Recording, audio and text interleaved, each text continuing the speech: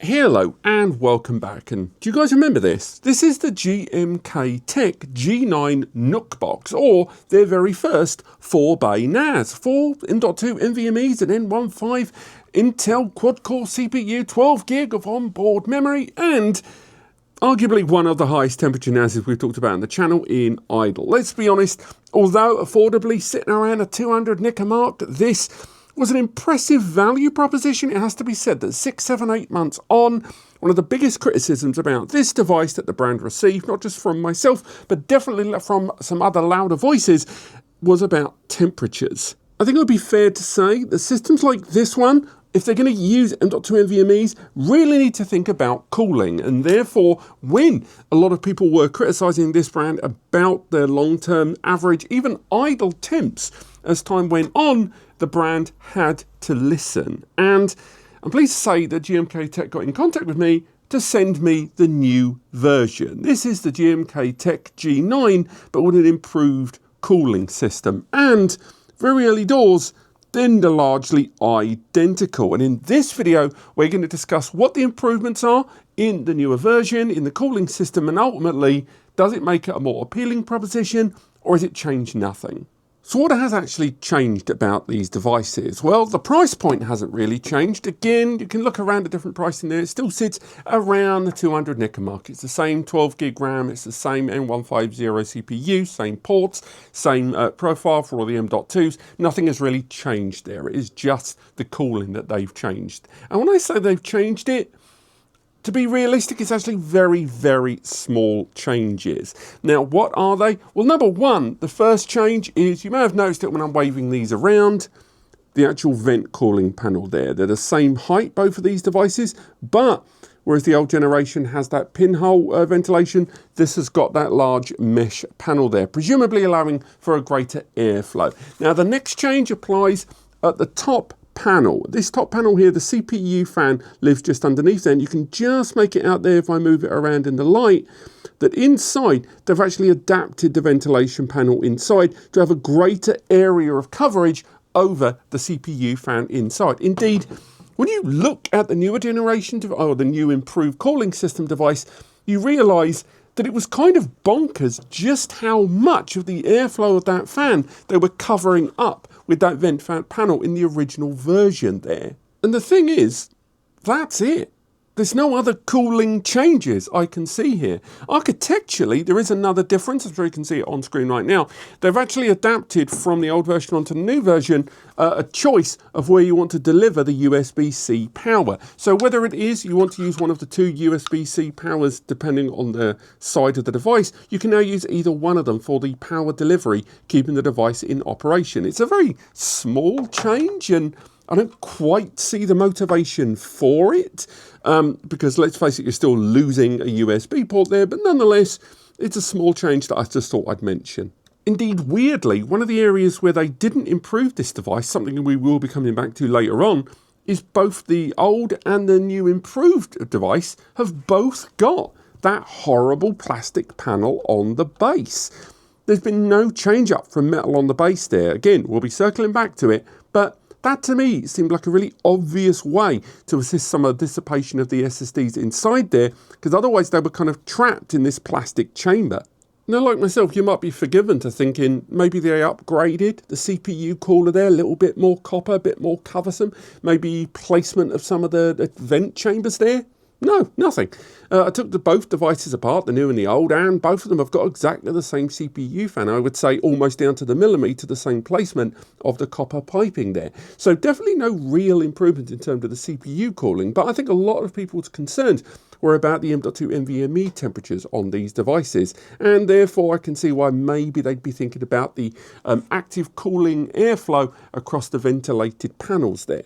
So I set both devices up with Unraid for the better part of 48 hours, with an hourly access happening on the system while running backups, and each backup was going to be a kind of side-by-side non-differential backup there. So each time was a new repository of write activity on the system, and over that 48-hour period, the system was then given 59 minutes, or 58 really for the time of the coverage, the backup there, to passively dissipate some of that heat that was going to be generated across the disks inside. Now, in order to get a better understanding of how heat sinks were going to be operating within there, I used 2 SSDs with heat sinks inside and 2 SSDs without heat sinks, and I wanted to see just how much work those heat sinks were going to be performing there. Now, overall, this is what we saw.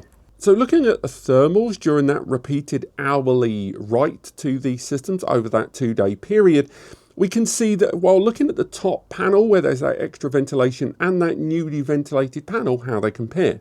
The older generation device sat around 54 to 56 degrees during those idle moments. This was after the 48-hour period of testing and the device was purely in idle.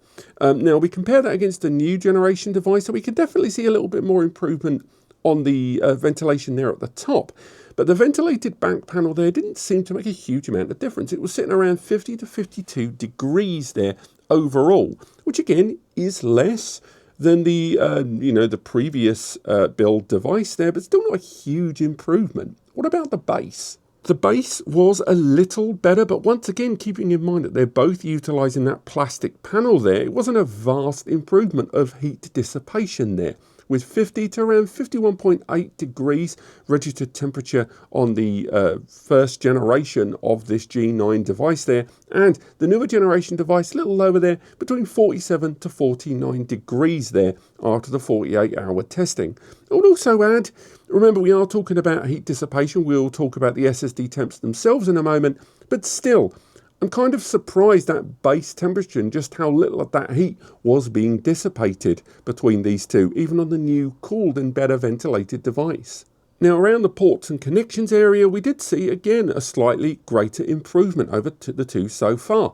The older generation device there, it was connected via a single 2.5 gig port and the power delivery there, and it was sitting around 55 to 57 degrees there. And again, whether that was there's not a huge amount of active airflow over the ports and connections, or just generally that side of the device kind of is a trap for heat. 55 to 57 at idle wasn't ideal. Now we compare that to the new cool improved device, and that's at around 48 to 50 degrees. An improvement there, again, not vast, sub 10, but still, I think a lot of that does come down to improved ventilation on the top panel of the device. And finally, we can talk about probably the greatest area of heat difference between them, between the old and new, and that was over the SSDs themselves. I removed the base panel on both the old and new built G9 device, and the older generation, with again remembering the same SSD layer across both systems, it was sitting around a peak of 66 to 67 degrees. Also, it's pretty clear there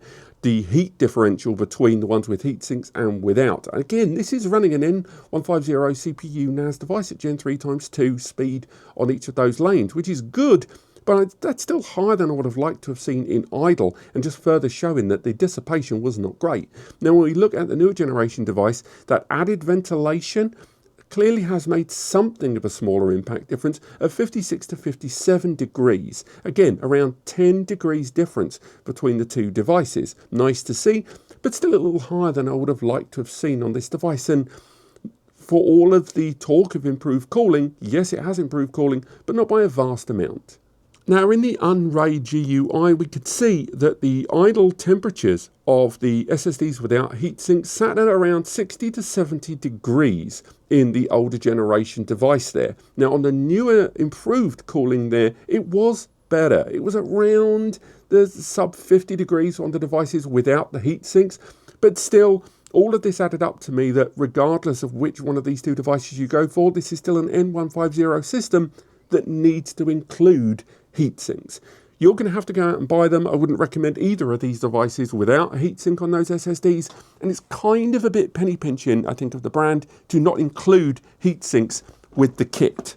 That said, you can make your way into the BIOS and play around with some of the power states and some of the CPU draw there a little bit. So there are ways and means to use BIOS to lower some of the temperature peak potential. But still, most users don't really want to play around with that. And a device that's advertised as a NAS, I would like to think you shouldn't need to have to go that tweak that early on such a low spec CPU to actually bring things down, not overclock.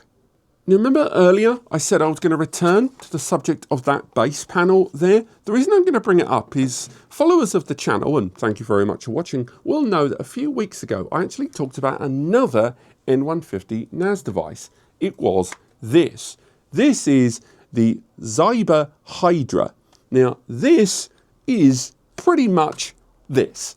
This is the same damn device as these. So much so that in my review when I took it apart, I found that the components inside, in particular the fans here, were GMK branded fans. It's got the same port placement. This is the same damn device all the way around. And I never was able to figure out if this was being built by GMK but traded under a different name, or that the design was being used and it came from somewhere else and these guys were just using it. I've still yet to find out about that. But the reason I bring it up is during the course of that video, I postulated that this was going to be what eventually the GMKTec improved cooling system would look like, that it would be this device. And why is that? Well, one, because of a much greater cutout for the CPU fan, but also because it arrives with a metal base panel. It's thicker, it's metal, and it directly attaches to the SSDs via a thermal pad. So this directly drawing heat from the SSDs and then dissipating it over a ridged panel, which is in alignment, by the way, with the fans, made a lot of sense. Also, this device arrives at the same price point with 16 gig of DDR5 memory, with these only arriving with 12 gig by comparison. You could even get it with a 512 gig SSD included for about $20 or $30 extra. And overall, my big takeaway is whether this is built by GMKTec or not, the improved cooling on the G9, I would say on this device, still isn't quite enough for me to confidently say that they have fixed the cooling problems.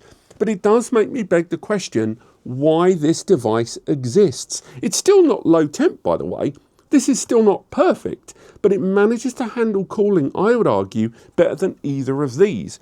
And given its affiliation in some form or another with GMK as well, it just begs more questions. Overall, is this an improvement? Yeah, this is an improvement. This is an improved version of that. And if you are going to get hold of it, make sure you get the one that's got the ventilated panel there, because you're going to have a better experience. But if possible, look out for this one. I'll link to it in the description below, and I'll link to the reviews and stuff that we've done on it, because this is truly the improved cooling system version of this. And I don't know why GMK are not pursuing it this way. But there you go. That has been the new improved cooling version of that G9 from GMKTec, and a sneaky little extra as well. If you've enjoyed this video, do let me know in the comments. And if you were thinking of getting hold of any of the devices I've talked about today, and if you were going to go to the shops that I've listed in the description anyway, make sure those two things are true, please use those links to get hold of your device. Buying anything via those links, absolutely anything, results in a small commission coming back to NAS Compares, where it's just me and Eddie, and it allows us to keep doing what we do. But it's really up to you. Thank you so much for watching, and I'll see you next time.